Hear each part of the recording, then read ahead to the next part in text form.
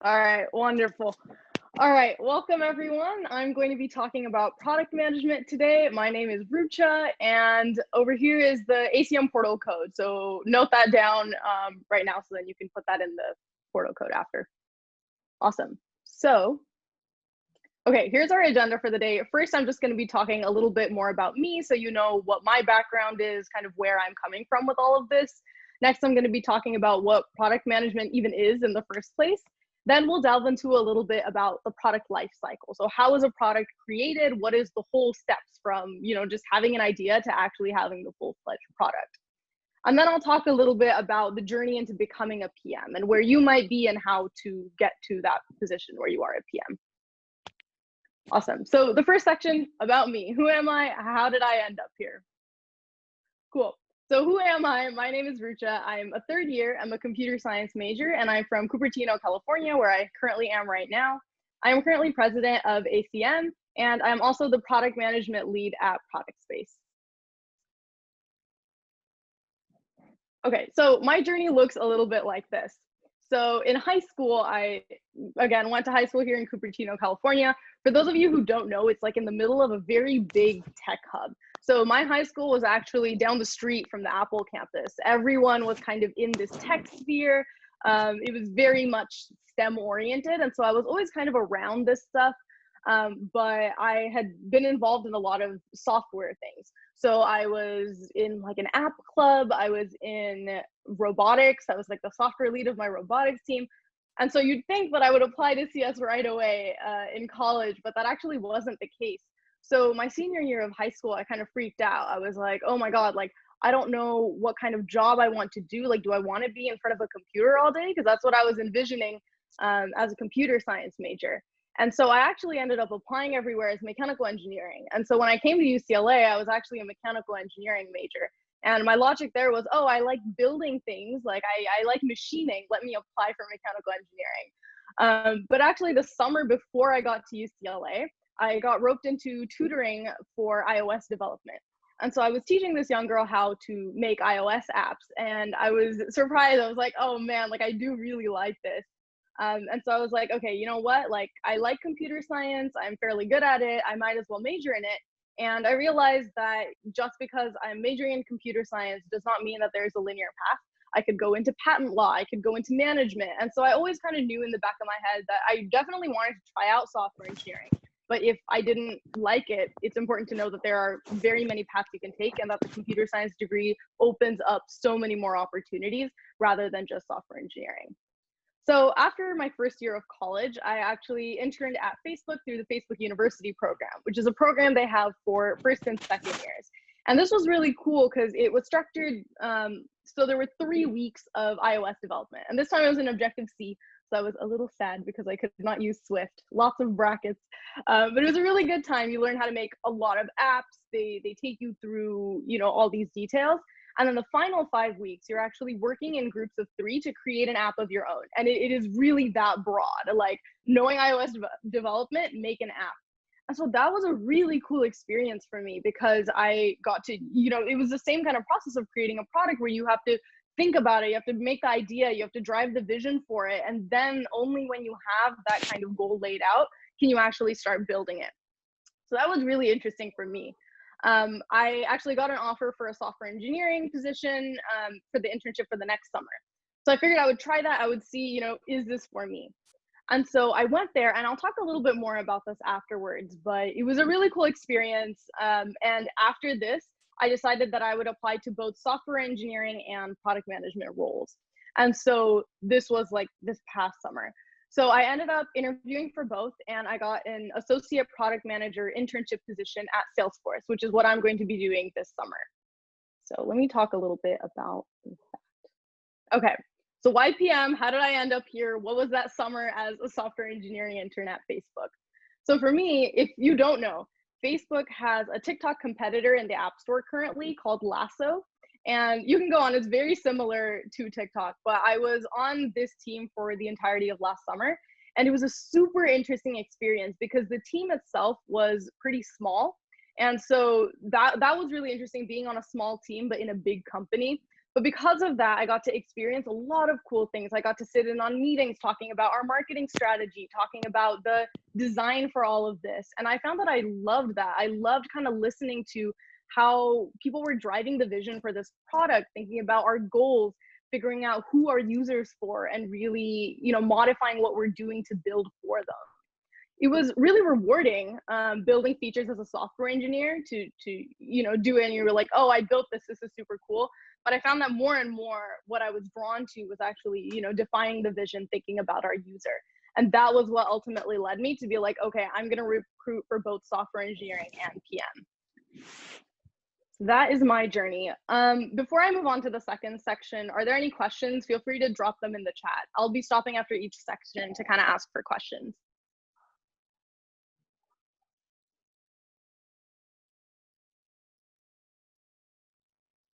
All right, cool. Feel free to drop them in at any time. And then before I move on to the next section, I'll just address them. Awesome. So the second section is all about product management. What even is it? All right, so it's kind of hard to define, but I will say that it is very interdisciplinary. It is not just one thing, and oftentimes it's defined as the intersection between user experience, technology, and business. So you're often working with a lot of different aspects here. You're communicating a lot. And I will say that the role itself also differs from company to company, and whether, the kind of role that you're in. I'll go into a little bit more about the different kinds of PMs that there are. But it's important to note that it's hard to define. It's in the middle of a lot of different things, which is another reason I was honestly attracted to PM. I love the business side as well and the design side as well, and being able to balance that was something that I thought was really cool. Okay, so PM or PM or PM. You'll see the word, acronym PM thrown around a lot, and this can refer to several different things. It can refer to program management, product management, or project management. And all three have different meanings, and so it's important to kind of break that down to figure out what we're really talking about. So when you think about program management, this is usually like a long-running program that you're in charge of. You're thinking strategy and implementation, and this is often like beyond the completion of a series of projects as well. And so this is often like more long-term. On the other end, we have project management. And this is the one on the right. And this is that projects are really delivered on time. And that is your goal. You want to make sure they're delivered on time. They're on budget. Oftentimes you're doing a lot of risk management, a lot of resource management, a lot of scoping management. And so it's on like a different kind of granularity. Then we're looking at product management. And that's what we're talking about today. That is ultimately really, really customer centered. And that is at the heart of product management. You're looking at the why, the what, the how. You're really driving a vision for this product. Okay, so we'll talk a little bit about types of roles. And this, again, is within product management itself. So we're going to stop thinking about the other two and just focus on product management for the rest of this. So at the top, we have APM and RPM. And what that stands for is Associate Product Manager or Rotational Product Manager. And so usually this refers to a full-time program, and they are both rotational programs. So what that means is that you will be a product manager on a team for about like 6 months, and then you will rotate to a different team. And that'll happen 3 to 4 times, depending on the length of this program. These terms are kind of used interchangeably. I know Google and Salesforce tend to use APM as well as other companies. Facebook, I know, uses RPM, but they're the same kind of rotational structured programs. And these programs can often have an accompanying internship. And so like that's what I'm doing this summer is I'm doing Salesforce's APM internship with the hope that after the internship, I could get a full-time offer for the APM program itself.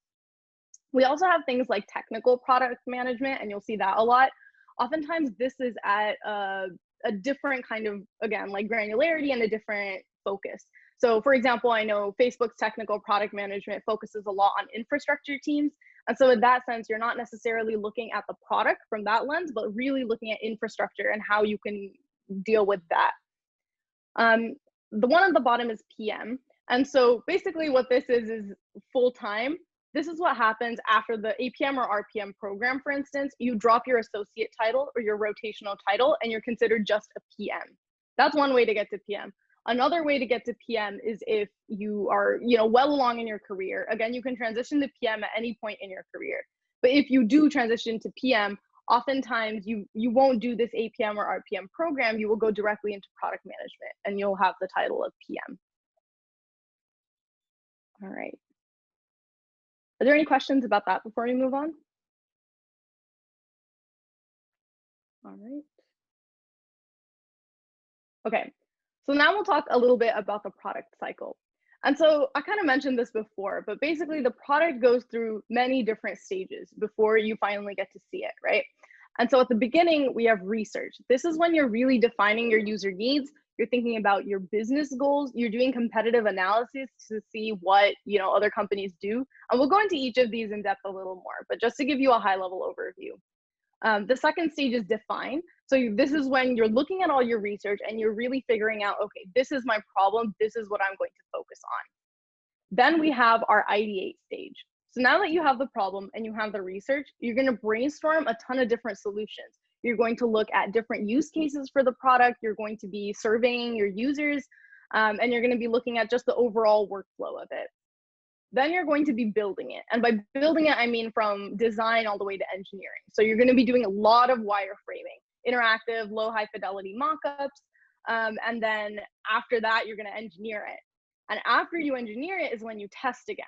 And so this is when you're doing user testing on what you've already built or a new feature or whatever it is that you've put out. You're looking at user feedback from that, and then you're iterating on it. And I think that's the biggest thing, is that this cycle is not as linear as I've laid it out here. It's kind of happening all over the place. Research is happening throughout, right? Things can always change. Stuff is always being updated. So that's happening throughout. And then when you test, maybe you find another problem. So then you're back in that stage, wherever it is, whether you are researching again, or you're ideating, you're finding out for more solutions, or you find out a bug and you're just building again. This is very nonlinear, and you do go back and forth within this process itself. Okay, so delving into research a little bit more. So again, we're focusing on user needs, business goals, and competitive analysis. So we have 6 different methods of research is what I've kind of presented here. And so first, it's surveys, right? I'm sure all of you have done this as part of a class or something else, where you write up like a Google form or you send it out. So often these are online surveys. But one thing to really note when you're researching is who you're sending these surveys to and who fills it out. And one of the hardest things about research is filtering out for that bias. It's possible that only a certain type of person will respond to these online surveys. And that's something that you need to keep in your mind when you're sending these out. You also need to be really careful about what kind of questions you're asking. Often surveys are used for more broader topic. When you're still in the high level stage and you're trying to narrow things down to find a smaller problem to work with. Next, we have user interviews. And so these are more in-person interviews. And the thing that's really helpful about these is that they're very dynamic. So if you're sitting across from someone and you're interviewing them, you can really notice things about their body language. If you ask someone something and they like wince, for instance, then maybe you want to ask more about that. You want to figure out why they're reacting the way they're reacting in a way that you might not be able to get with user surveys. Then we have a method called card sorting, and that's often used for categorical purposes. For example, say you were building an app where you needed to sort all these different like foods into different categories, maybe for like a grocery store or supermarket. And then say you had something oil, right? You had a product called oil, and some people put it in the food department. Other people, for example, like I have curly hair, I actually use oil to make sure that my hair is moisturized. So I might put it in a beauty section. And so it can be really interesting to see, depending on what users you actually send this to, what their outputs are. And you can learn a lot about the kind of categories that you need if that is what you're going for. Next, we have ethnographic research. And what that means is you observe. And so this is really helpful because if you have something in front of someone, you observe what they do naturally. You see what they kind of gravitate towards without any of your intervention. Next, we have usability. So say you just built a feature and you want to check that it's intuitive. You want to check that people are responding the way you expect them to. That would be a usability research tactic where you see, okay, this was clearly, I had this button in place and people didn't know what it did. Maybe the logo wasn't clear. Maybe they couldn't figure out the workflow. That's what usability is testing for. Finally, we have A/B testing. This is probably one that people are more familiar with. This is when you release a certain feature or a certain product to a limited group in order to collect data. For example, if you're Facebook and you built this new product, do you want to push that new feature, do you want to push that new feature out to billions of people? Probably not. What they do is they select a small sample of people to serve as a group, and they test it out and they release it to them.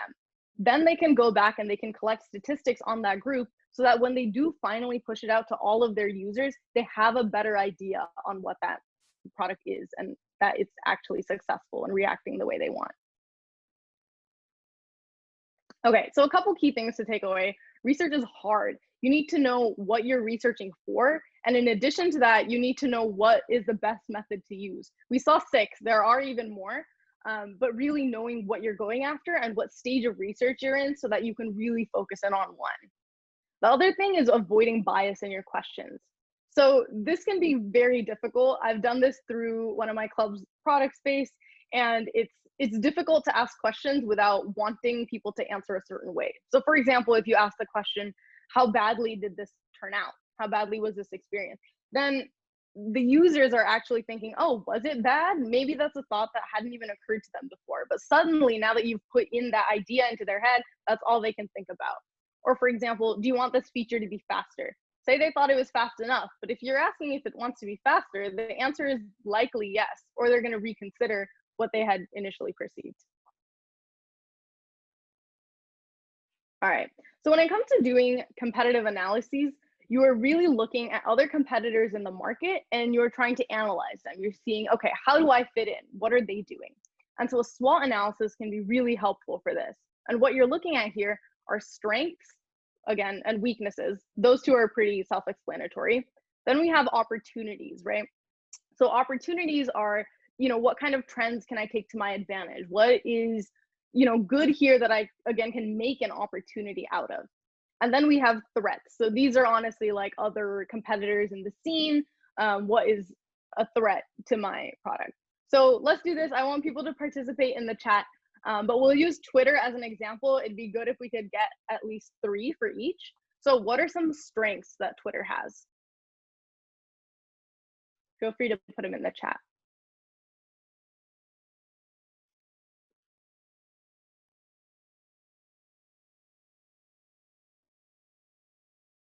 People know about it.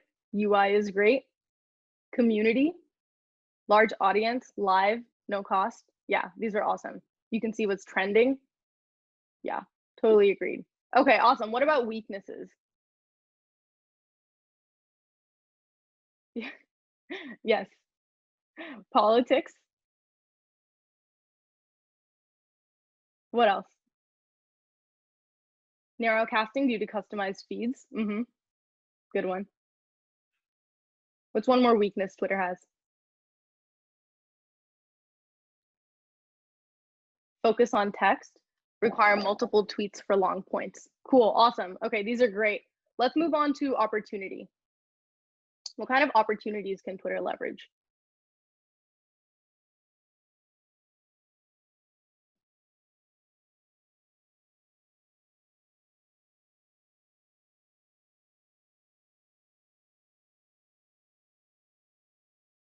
Any ideas?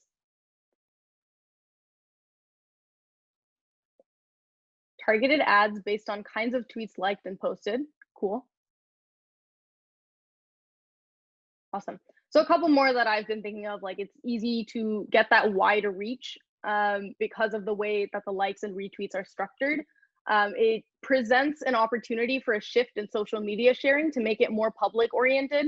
I've noticed that, instead of different social media platforms, Twitter is very much publicly oriented. There are very few private accounts. Another thing is hashtag trend creation, add Twitter stories. Yeah, there's a lot of opportunity there. Awesome. Cool. Let's move on to threats. What are some competitors? What are some threats they face?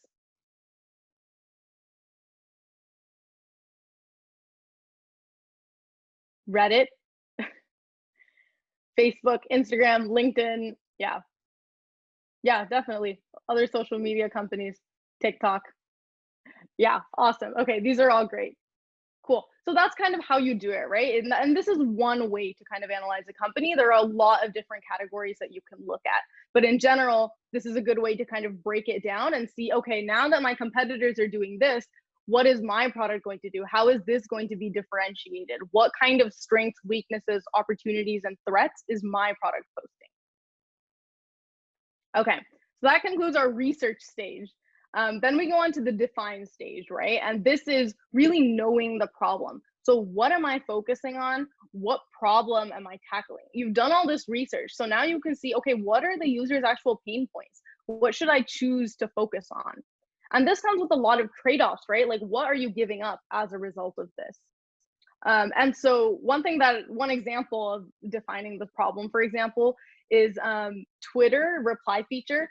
I don't know if you saw recently, but they released a feature in which you could have only certain people retweet and retweet and add comments to what you have posted. And so what they're losing in this trade-off thing is for others to voice their own opinions to someone else's tweet, right? If you want to comment, but you're not in that list, you can't add your own comments in there.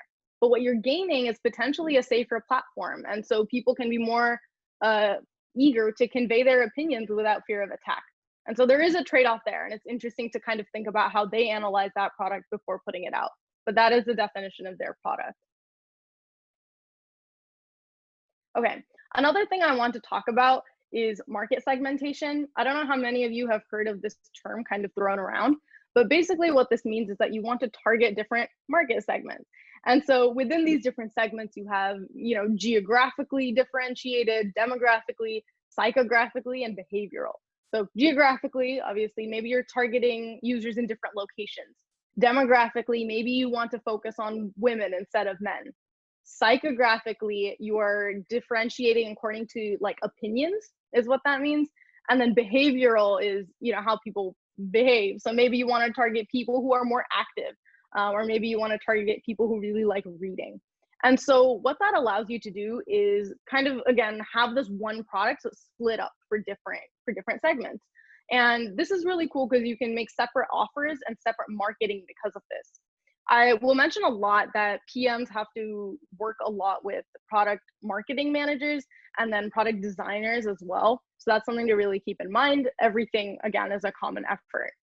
So for example, we have Instagram here, and one potential way to divide this in terms of market segmentation is having the common individual, enterprise, and celebrity. And you think about these different things, right? One potential, and this is an example, but maybe Instagram's like, okay, for the most part, I want common individuals to be on this platform. Anyone can kind of come on, log in, they can follow whoever they want, they can make it public, private, right? On the other hand, maybe you want to also advocate for celebrities. So then you're like, okay, if you have a certain following, then we're gonna give you analytics. You can look at how engaged your customers are. You can look at what time of the day people are more active and post based on that. Then you're also looking at enterprises, right? And so these are companies who actually want to sell their products on the platform. Maybe you've seen this on Instagram, but you can now like click as if it's a tag and prices will show up and it'll redirect you to a page where you can buy things. And so that's an example of Instagram really doing market segmentation and targeting different parts of their user base. Okay, this is the ideate phase, and this is when it's time to get creative.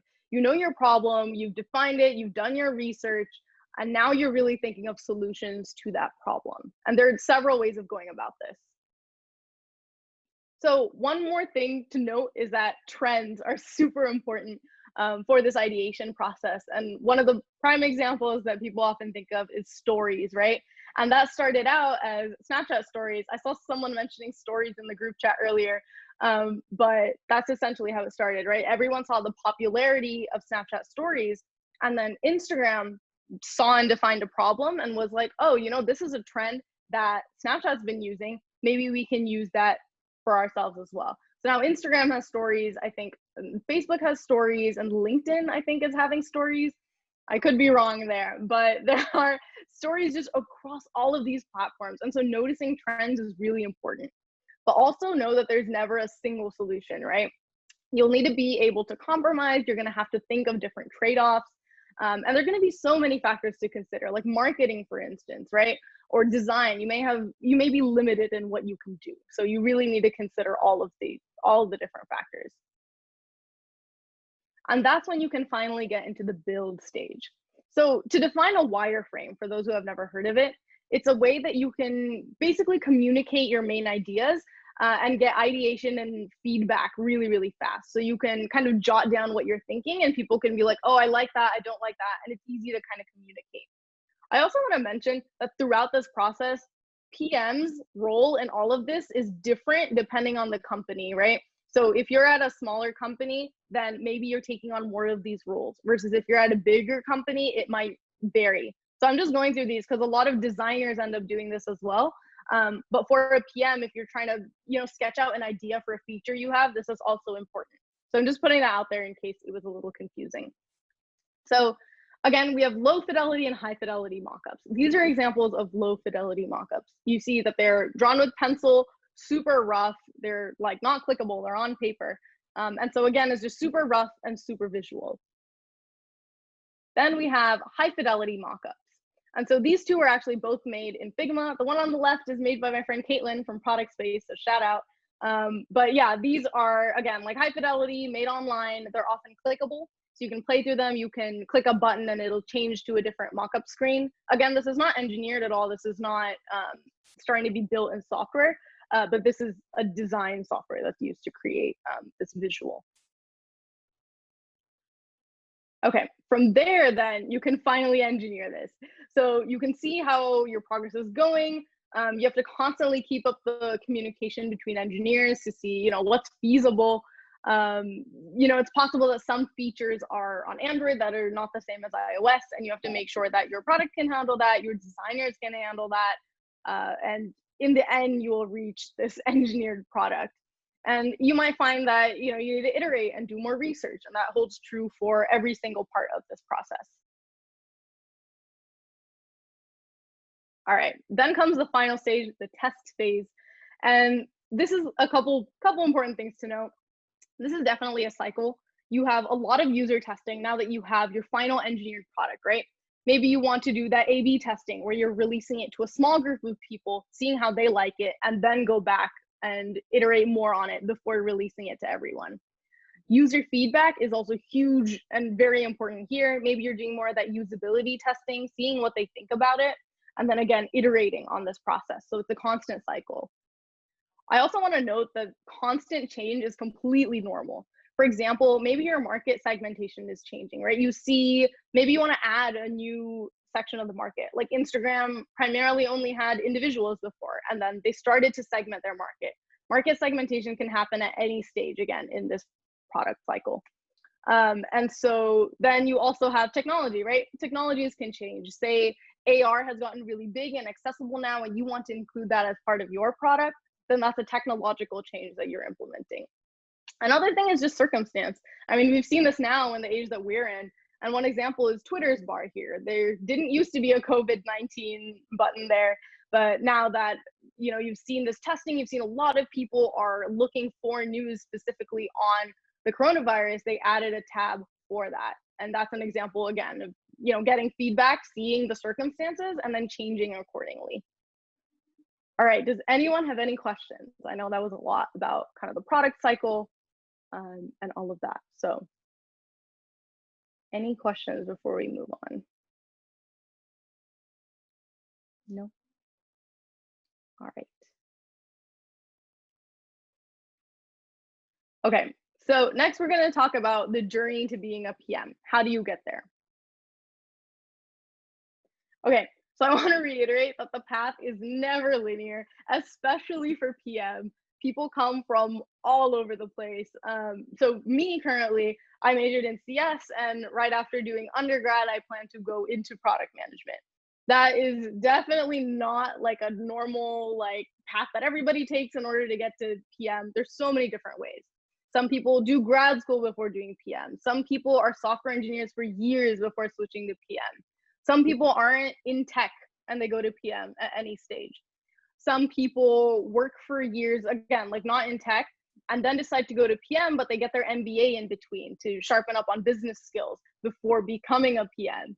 And so there are just so many different ways. You definitely do not have to decide this right away. And it's something that you can do at any point in your career, regardless of your background. So I want to make that really clear, that just because I have this certain path does not mean that's the only way to get there as a PM. Okay, so one stage that I consider on the journey to PM is really exploration. And the biggest thing that I can say is that product is a way of thinking more than anything else. It's how you think about the world. And so the biggest thing you can do if you want to kind of dabble in the world of PM and maybe even want to go in it is really just notice the world around you. Notice the products that you interact with and think of them differently. And I'm not just talking about technical products, but physical products as well, right? Like any type of product.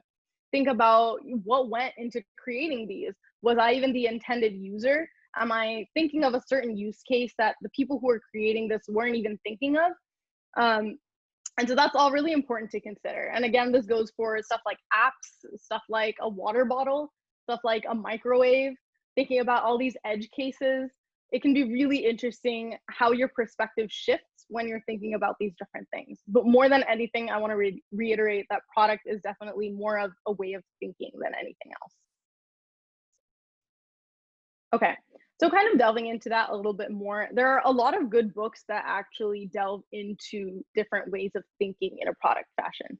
And so one of my favorites is actually Swipe to Unlock, and I'll put resources at the end as well. But one example that they say is they talk about how Spotify actually recommends songs to you. And so for the longest time, I had always thought that it was, you know, an algorithm that goes through, looks at different factors in the song, maybe looks at, you know, its genre, its beats per minute, I don't know, all these different factors. That's not how they do it. So they use a technique called collaborative filtering.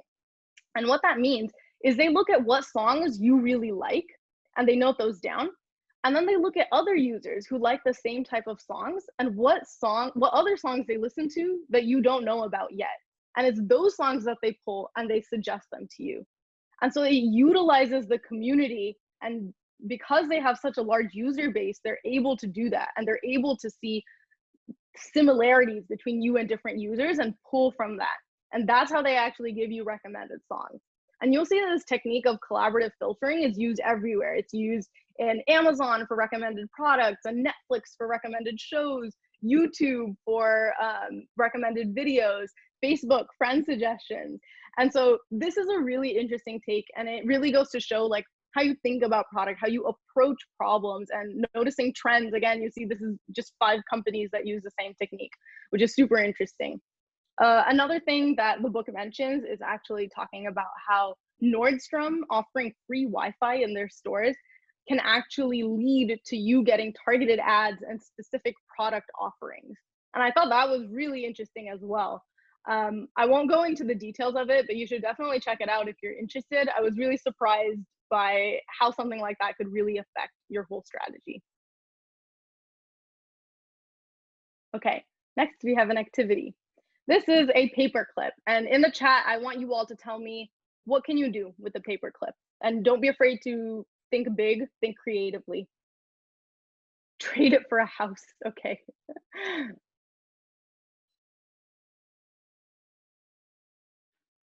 Open your iPhone, poke someone with a pointy bit, pick a lock, put in an electrical socket, put papers together, unlock a door. What else? What can you do with a paperclip? Okay, yes. Make a stick figure. Cool. Let's get like 2 more. Paperclip chain. Make a necklace if you have more. Awesome. Okay, cool. Make shapes. Yeah, very good. Okay, so why am I asking you to do this? So basically, one of the main things about being a PM is that you're able to think creatively. You're able to think of these edge cases and expand on them. So for example, yeah, a classic answer, you can attach paper together, or you can stretch it out. Someone mentioned picking locks, right? What can you do with that stretched out paper clip? You can transform it. You can turn it into a ring or a bracelet. You can make it into a key ring. Another thing to consider is size, right? I never specified how big the paper clip is. Maybe you can make it huge, turn it into a seesaw. Maybe you can shrink it down, make it really, really tiny and use it to paint. Maybe, I didn't specify the material either. Maybe the picture was a little misleading, but you can maybe make it malleable, smush it into a ball and use it as a paperweight. And so that's one thing to consider, is that, you have all these different cases that you can think of. You really need to specify the product as a PM. You need to get down to what it is you're actually working with, and then you can start thinking, even more creatively. So this is stuff that you face day to day in interviews. This type of thinking is what really makes PMs PMs. Cool. Someone's asking, a giant paperclip, is it hollow? I didn't specify that either. So if you wanted to make a hollow paperclip, you completely could. All right. So now I'll actually talk about some of the job-oriented things. So for the internship, PM internships are usually 10 to 12 weeks long. And one thing to kind of emphasize here is that you can be in any stage of the product cycle when you enter this. So as I mentioned, like APM and RPM programs, you have 6 months on a particular product, versus right now in an internship in the summer, for example, you have 10 to 12 weeks. So that means the one product that you're working with can be at any stage, and you need to be ready to just jump in wherever it's going on. Another thing to note is that you'll be working with a broader team, right? You'll be working with engineers, you'll be working with designers, you'll be working with marketers. And so you're really this kind of go-between as well. You'll often have a manager that is on the same team as you, and that can be super helpful. Sometimes you have a sub-product of theirs. Sometimes you have something else that is still within that same cloud that you're in, and they really facilitate that whole process and look over your work. Okay, next we have full-time. So this varies greatly in terms of the company and specific role. And one thing to note is that PMs often work on two or more different products at the same time. And those products can be in different stages of the life cycle. So it's a lot of kind of coordination and figuring out how that works. And again, there'll be a broader team for this as well. Communication is really, really important on this role because you're talking to so many different people. Okay, so I keep mentioning a lot that product management varies depending on the type of company. And so I want to talk about that a little bit more. So these are just some of the companies that offer PM or APM programs. And there are several different differentiating factors. One is technicality. I get asked this a lot about how technical you need to be as a PM. Some roles do require you to code, and some roles will, have you step in when needed. Other roles, you are not technical at all. And you can kind of see this reflected in different interview processes as well. So if you're trying to be a PM, for instance, Google is known for having one completely coding interview that is for their APM program, versus Facebook's RPM program does not have a technical interview at all. So it can definitely depend, and the roles kind of reflect that change. Then another differentiating factor is the scope, right? So again, I talked about this a little bit earlier, but the size of the company can maybe change the scope, but it's something to consider. Maybe you're looking at something very small and the granularity can change, or maybe you're looking at something on a much larger scale and maybe you're in charge of designing as well. Maybe you're in charge of research as well. And so yeah, size is a big factor in that as well, but also the ratio of SWEs to PM can change, and that also contributes to scope. I think a normal ratio would be probably around 10 to 1, but again, it depends largely on the type of company that you're at. Okay, so I want to go over just some resources, and this is more like interview based as well. And I want to go over some interview questions with you all because I think they're really fun. Some of the most fun interviews I have ever had have been PM interviews. And so these interviews are very different than software interviews. Oftentimes you do have a technical interview, but it's just a part of the larger process. So for example, other interviews, non-technical, first you have behavioral questions, right? I'm sure you all have dealt with these before, stuff like why product management, or tell me about a time, and they offer you some sort of question there. Another type of question is product analysis questions. And this can be like, what is your favorite product? And they really want something in depth, right? What is your favorite product? What do you like about it? What do you not like about it? What can be changed? Why haven't they changed this already? And so you really need to pick a product that you know well, or be able to take a product and really analyze that and look at its core features and figure out, why this product. Cool. Then we have some design questions. And so these design questions is not like wireframing or designing from software or anything. Rather, this is a question that's kind of like a classic one is, how would you design an alarm clock for the blind, right? And you're just given that. And it can be really intimidating at first to be like, how do I take that and actually come up with an answer? But it's all about, again, defining the problem. And so the way you approach these kind of questions is similar to the product cycle itself, right? First, you need to understand who you're building this for, right? And you need to drill down. Kind of like with the paperclip example, you can be like, oh, like what material is the paperclip? How big is the paperclip? So in this sense, when I'm asking, how do you design an alarm clock for the blind? You can be like, okay, do you mean fully blind? Do you mean color blind? And whatever this is, your answer changes depending on that. So you really need to figure out who your user is and ask your interviewer questions. So these interviews can be really fun because you have this conversation with the interviewer and you're trying to figure out, what they're trying to get you to answer.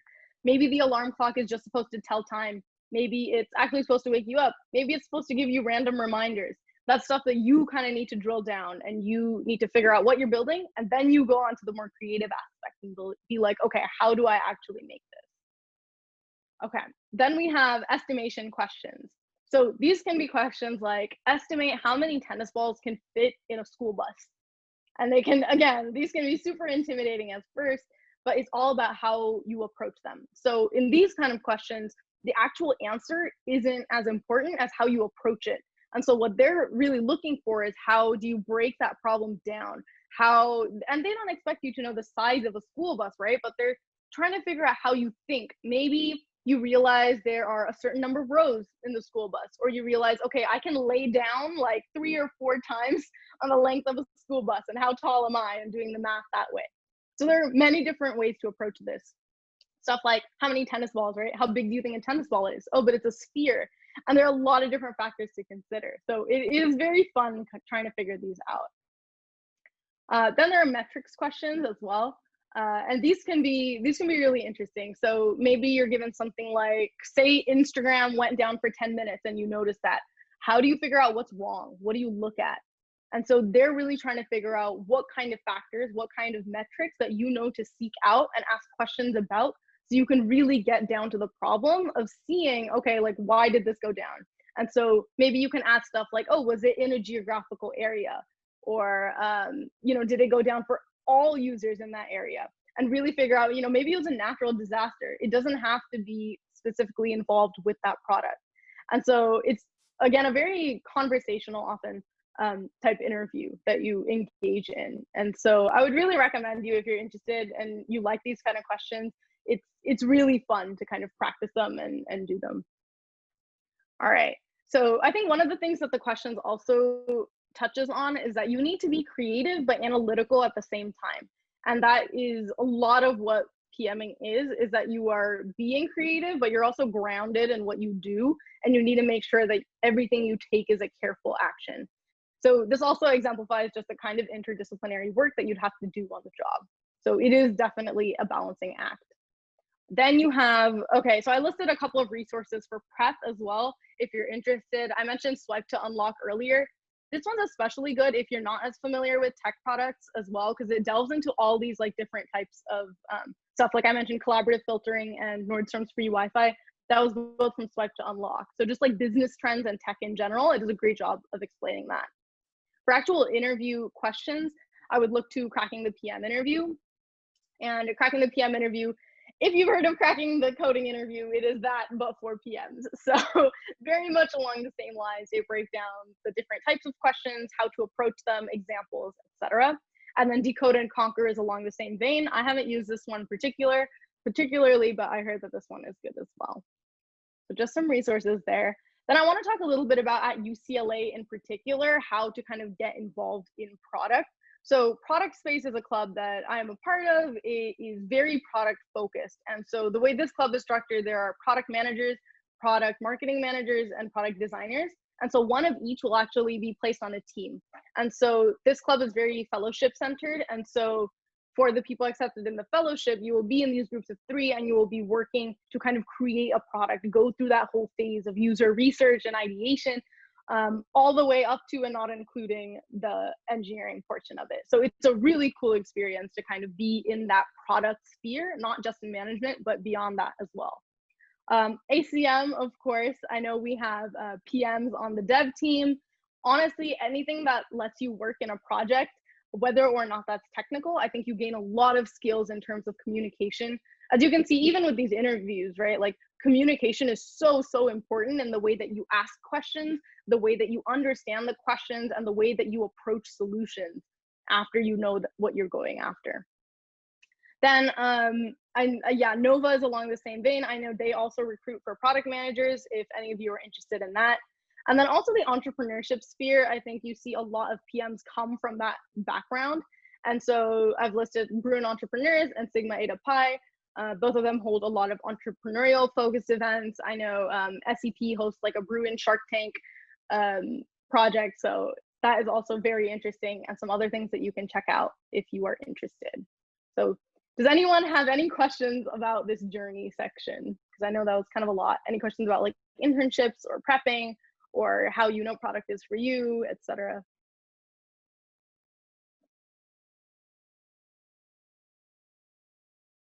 What do you find the most rewarding about PM? Okay, so to be clear, I'm doing my first PM internship this summer. So this is everything I've learned from doing PM, not in industry, but in clubs and in orgs, and just learning about the process. But I guess the most rewarding part for me is, again, that balancing of creativity and analytics. I find that I love talking about that intersection and being able to really do interdisciplinary work. I think that was the biggest thing for me, and the reason that I was kind of scared off for CS when applying for colleges. I'm very big at like communicating. I love talking about the business aspect of things, and finding something that really tied in all these different aspects has been incredible. You know, you can actually juggle between these 3 or 4, you know, there's so many different things a PM does, but finding something where you're not tied down to one specific thing is what I really like about PM. Cool. Let's see, what is my long-term career goal? Ooh, let's see. I really don't know. Right now, I definitely want to get into PM. And one of the cool things about PM is that it preps you really well for all sorts of stuff. There's a saying that goes around that if you are a good PM, you can be just a good leader for any product. If I do want to delve into the startup sphere later, I think it's a really good idea to kind of get that PM experience if I'm looking to do PM in startups. Because one of the things I've noticed is that a lot of startups don't recruit PMs out of grad. They really want senior PMs. And so for me, again, this is not set in stone and this could always change, but I would really want to get that PM experience as a new grad, and then be able to go to a smaller company and bring that experience with me to do at a smaller company. So that's my line of thinking. Let's see, how in demand are PMs? So, okay, so I noticed that I mentioned that there are a couple different companies with APM programs, and they have really started to take off. Like there are more and more PM internships and PM jobs that are becoming available. And so I will say that it can be difficult. The cohorts are usually pretty small. The APM full-time and internship cohort, they're both 40 people each at Google. They're both 12 people each at Salesforce. And so it can be a little difficult to get in this sphere straight out of grad. But I think that it's different when you have been in industry for a while and you're switching to PM. So talking about in demand, every company has PMs. It's just the work and the flow of how you get there kind of depends. And so that's a tricky question to answer. I think it depends if you're talking about jobs like straight out of undergrad and straight out of grad, or if you're talking about shifting later. Cool. I've been told that a PM is basically like a mini CEO. How true would you describe that? So I have heard that as well. And it's because you're putting on a lot of different hats, right? You're looking at the business side, you're looking at engineering side, you're evaluating analytics and business. And so I will be able to answer that after this summer. I think that's another thing that really just depends on what company you're at. If you're at a PM at a really small company and you have a huge scope, then yeah, you are probably going to be an exec if that company gets big. Again, this is just my perspective. But yeah, I will have to get back to you on that because I have not done that internship yet. Do you think PMs are more likely to become engineering managers? From what I've seen in industry, engineering managers, usually you need a lot of years of software engineering experience before you become an engineering manager. So that path is a little different. PMs to become engineering managers, usually the path goes from engineering to PM. I don't know of a lot of people who have gone from PM to engineering. I'm sure it's possible though. What do you suggest for someone if they have the summer to prep for application and interviews? Yeah, so I will say applications are starting earlier and earlier. It is very similar to software in that, you know, these applications every year, because they want to be competitive, they're released earlier. So I would start prepping as soon as you can. But really, that whole slide about product thinking, getting yourself to be in that mindset, reading these books, I think is really helpful for you to even know what that mindset is, what kind of things to look for, what trends that you're seeing is really important. And so have conversations with people who are also interested in PM or interested in tech, and really, you know, go out and see what you can do. But I really think one of the biggest things for prepping for PM interviews is to talk to people. I had a friend who was recruiting the same cycle as me. And so we would go through and do mock interviews. We would talk about these products. Oh, what do you think about this? How is this designed? How is this algorithm working? Just lots of different things. And I think that is really important to start that communication and to really know what to look for in products. How do I deal with imposter syndrome in the PM sector with interactions with students who may have varying levels of experience in that sector? Is it less or more prevalent than in SWE or the rest of CS? I'd say it's different. And it's different because people come from a lot of different experiences. Imposter syndrome is very real. If you look at just the bios of some of the people in these APM programs, they can be intimidating, which is like in, you know, what I'm looking at right now. And so it's important just to remember that you were chosen for a reason, that your experiences are just as valid as other people's experiences, and that is the reason you are there. And so to keep reminding yourself of that, I think is very, very important. But yeah, I don't think I can directly compare it to SWE or the rest of CS because it's difficult to quantify. And that's what makes PM so interesting, is that it is interdisciplinary. It's not like you got this leak code problem in a certain amount of time. It's your thinking, it's how you process. And so it is very different. Yeah, are there any other questions? Those were all great questions. All right, awesome. Cool, so thank you so much for coming. This has been really fun. I'm still learning as I go, but I think it's important for me to spread the information about product management when I can, because it's something that not a lot of people know about.